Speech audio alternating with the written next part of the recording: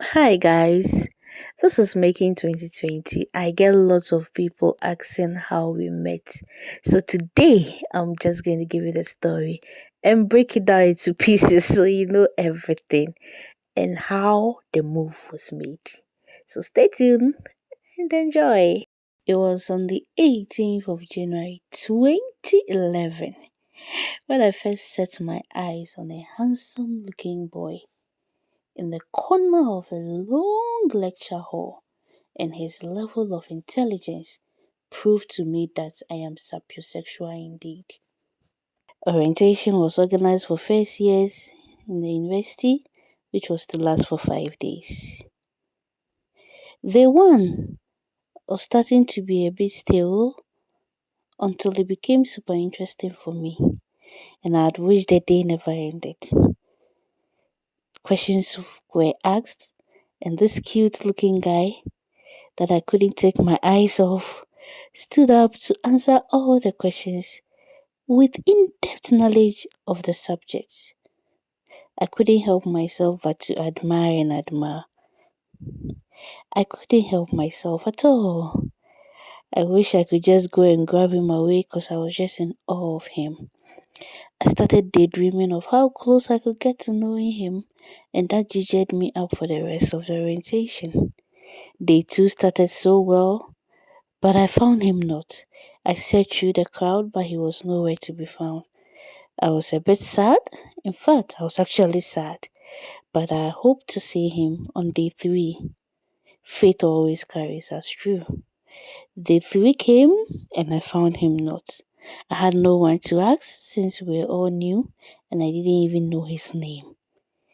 Now, the orientation started out great on day three, but it started giving me headache because I couldn't find the one guy I saw on day one and so much wanted to talk to.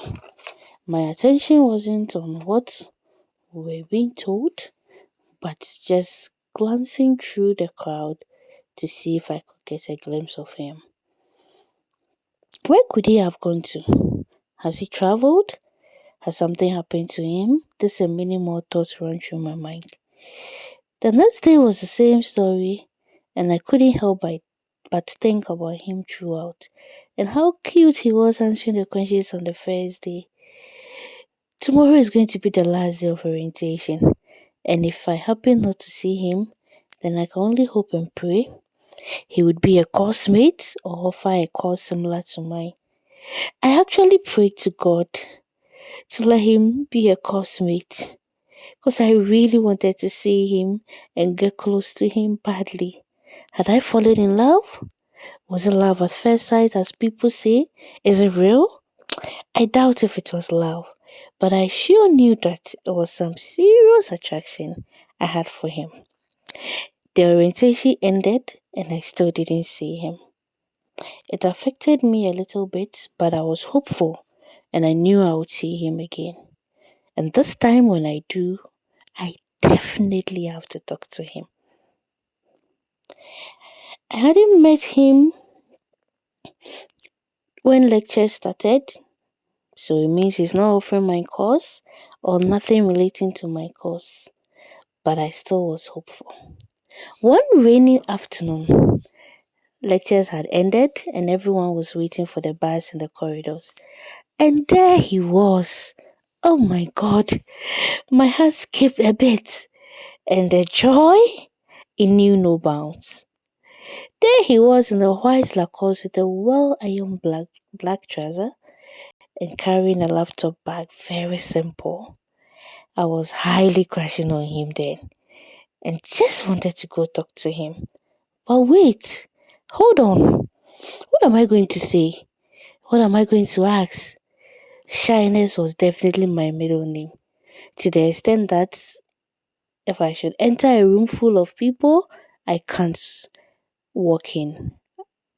To add more pains to my sorrow, he was chatting with a lady. This lady was slim, beautiful, and classy. She had a very deep blue fitting jeans on with a white top matching hair, Nicki Minaj kind of looking hair. Not to talk of her bag, it spoke volumes. Now, how do I approach him when I'm so shy and so naive? And he's also with such a beautiful lady. Are they friends? Are they dating already? Should I approach? What if it backfires? What if the lady says something bad to me?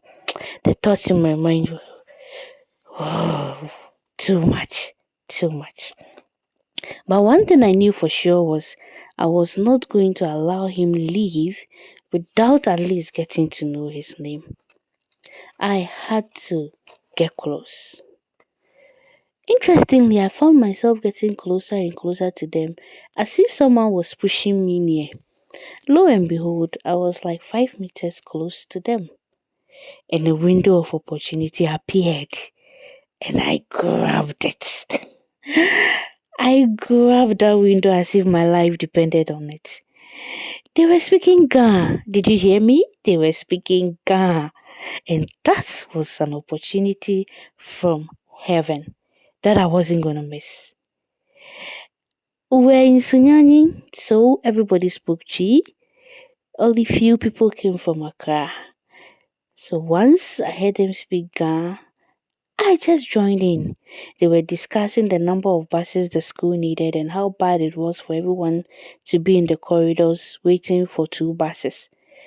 I quickly and instantly joined in the conversation, and both of them were astonished I spoke Ga. They were happy and we spoke for about 5 minutes until the bus arrived. That was the best 5 minutes of my life. You can only imagine how happy I was when I was going home. Well, I got his name, also realized that he was studying a similar course, and of course, he vanished during the orientation because he traveled to Accra and just came today. Yes, so that's how I mustered courage to talk to him. Story time ended. And prepare for more stories to come. We're new here, but there are a lot of stuff. Catch you guys later.